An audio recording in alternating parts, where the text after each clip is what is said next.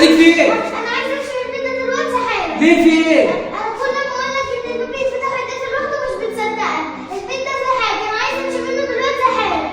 انا مش هصدقك غير المره دي غير حاله واحده بس. مش انت بتقولي الكلام ده موجود؟ أيوة. طب تعالى اوريك نفسك.